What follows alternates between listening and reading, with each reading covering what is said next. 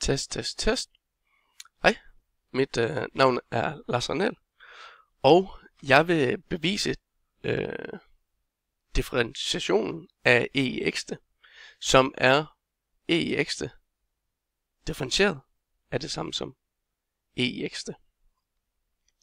Og jeg vil benytte mig af tretrins raketten, eller ikke raketten, men tretrins reglen, hvor vi starter med første trin her,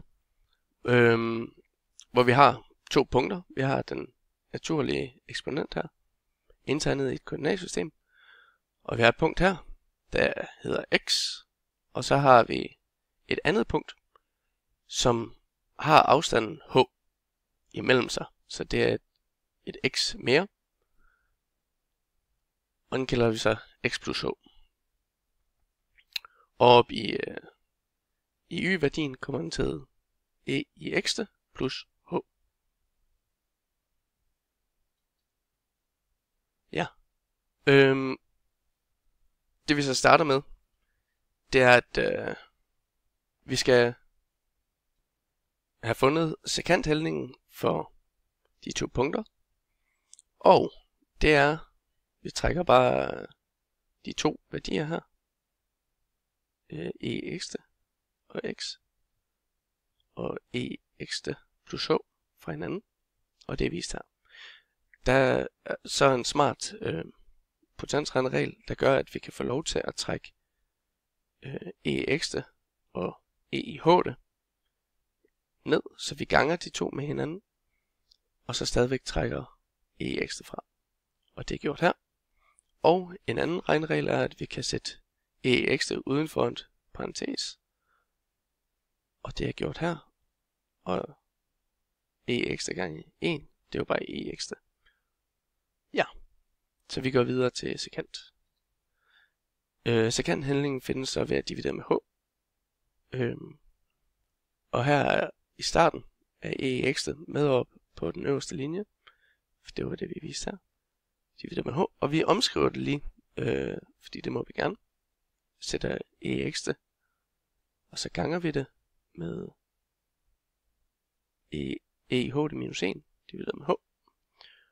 Og det er sådan, vi finder sekanthældningen. Men det vi skal, det er at vi skal have fundet grænseværdien. Og det gør man jo så, her har vi grænseværdien. Det gør man, når man tager limes, hvor h går mod 0. Og her er det bare sat ind i det vi havde til at stå heroppe. Og det næste der så sker, det er at e i x'te, der er jo sådan set ikke noget h, så den nu står der jo gange, så vi må selv bestemme hvorhen vi sætter den. Så her er den blevet flyttet om bagved, for der er ikke noget h i det udtryk. Og her har vi så et h, e i h'te minus 1 og et h. Så lige nu kigger vi kun på det her udtryk, hvor h går mod 0. Og der er en definition. Den naturlige eksponentielle funktion er defineret ved, at tangenthældningen i 0,1 er 1.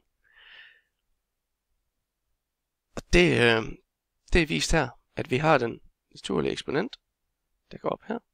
Og lige præcis i punktet 0,1, der er tangenthældningen i lige med 1. Og tangenthældningen i 0,1 er altså 1. Vi har modificeret det her udtryk, så det ser sådan her ud. Og når vi lader h gå mod 0, så det faktisk næsten er 0, så står der jo faktisk 0 her og her, minus 1, og det giver 1. Så før der satte vi så e i x'te udenfor, så lige nu kommer den til at hedde e i x'te gange 1.